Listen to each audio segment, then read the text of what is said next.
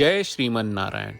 ए पर जे टिप्पणी हम करे जा रहल बा रामा अनुजदास श्रीमान गट्टू वेणुगोपाल स्वामी जी के द्वारा दिहल गयल बा।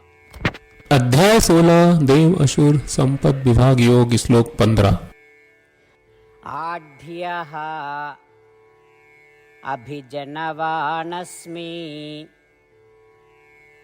कोऽन्योऽस्ति सदृशो मया यक्ष्ये दास्यामि मोदिष्ये इत्यज्ञान विमोहिताः। ओम। गीताचार्य श्री कृष्ण परमात्मा अर्जुन समेत हमनी सबके देव असुर संपद विभाग योग सिखा रहल बानी। भगवान कह रहल बाड़न कि हे अर्जुन, हम बतावत बानी कि राक्षसी स्वभाव वाला लोग कैसे सोचेला। उ लोग ऐसा सोचेला कि हम अमीर हई, कुलीन परिवार के हई, हमरा जैसन अउरी कौन बा, हमरा जैसन केहू नहीं के, हम सब यज्ञ करब, चंदा देव, गरीबन के दान देव और जश्न मनाब। ई तरह से उ लोग अपना अज्ञानता से पूरा तरह से भ्रमित हो जाला। उ लोग के ई भ्रम होला कि उ लोग आजाद बा, परमात्मा के कौनो ज्ञान नहीं के। यही तरह से उ लोग अपन जिंदगी अहंकारी सोच से जियत बा।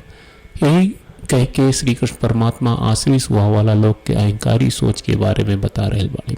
ये समझ के कि हमनी के जन्म हमनी के मर्जी से न होला, हमनी के कैसे कहब जा कि हमनी के धनिक बानी जा, हमनी के स्वतंत्र बानी जा, हमनी के उच्च जन्म के बानी जा, हमनी के सब यज्ञ करनी जा, हमनी के दान देवनी जा, हमनी के गरीब के भिक्षा देनी जा।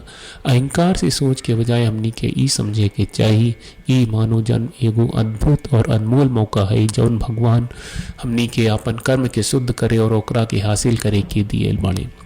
ऐसे हमनी के लगातार प्रयास करे के चाहिए कि श्री कृष्ण परमात्मा के ना मन करे वाला वो आसुरी गुण, आसुरी प्रवृत्ति और कुआचोड़ से मुक्ति मिल जाए। आपन जीवन शैली में सुधार कहल जाए कि हमनी के मन श्री कृष्ण परमात्मा श्रीमन नारायण से जुड़ जाए और हमनी के श्रीमन नारायण के प्राप्त के जीवन के लक्ष्य बना के खाली श्रीमन नारायण के शरण लेवे के और श्री कृष्ण परमात्मा के वचन के श्लोक के रूप में दोहरावे के कोशिश करी जा।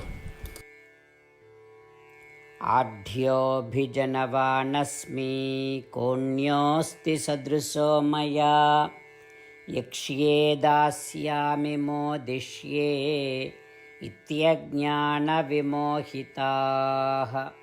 श्रीमद् भगवत गीता का पूरा सार श्री कृष्ण परमात्मा ने अध्याय 18वें के श्लोक 65 से 70 में 8 काम करे खातिर दिले बाड़े। श्री कृष्ण कहले, हम ओ लोगन से प्रेम करनी जो लोग इन 8 बातन के मान तारे। हम ओ भक्तन के हर तरह से रक्षा करब। श्री कृष्ण परमात्मा के द्वारा बोलल गईल संपूर्ण भगवत गीता सुनला के बाद अर्जुन कहले, करिष्ये वचनम त्वा, जेके मतलब बा कृष्ण मैं उही करब जौन आप कही। यही कारण बा श्री कृष्ण अर्जुन के हर तरह के सफलता आ विजय प्रदान करेले।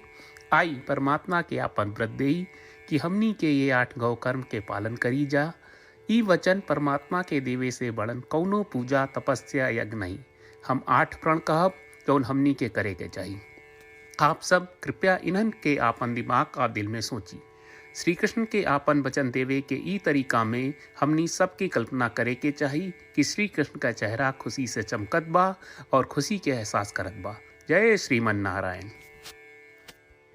यहाँ हमनी के 8 वादा बा। हमनी के पहला वादा, हे श्रीमन नारायण, आपका निर्देश के मुताबिक हम हमेशा तोहार ध्यान करब और तोहार बारे में सोचब। हमनी के दूसर वादा, हे श्रीमन नारायण, आपका सलाह का अनुसार हम हमेशा आपका भक्त रहब।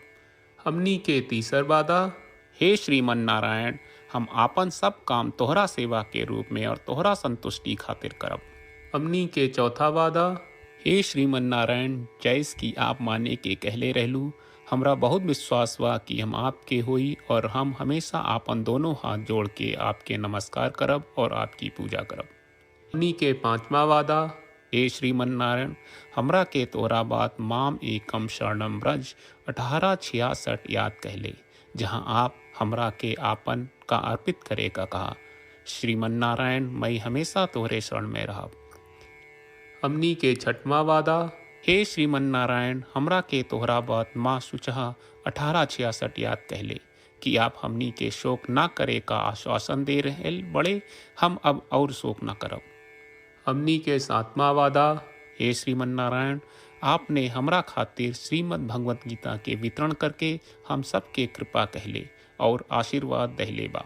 हम वादा करत बानी कि रोजाना कम से कम एक श्लोक पढ़ब या सुनब। हमनी के आठवां वादा, हे श्रीमन्नारायण, आप गीता के पूरा मानवता तक ले गयलू। हम गीता में आपके दिव्य वचन के उन भक्तन तक पहुँचावे के प्रयास करब जे गीता से अपरिचित बा।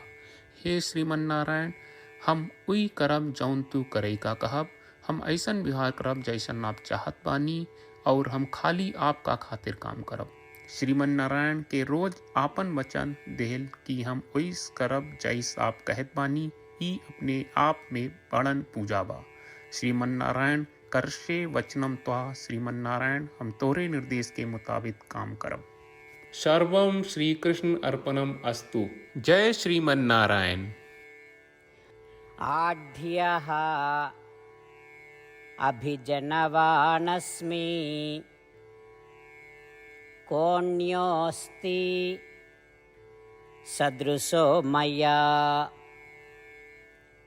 यक्ष्ये दास्यामि मोदिष्ये इत्यज्ञान विमोहिताः। ॐ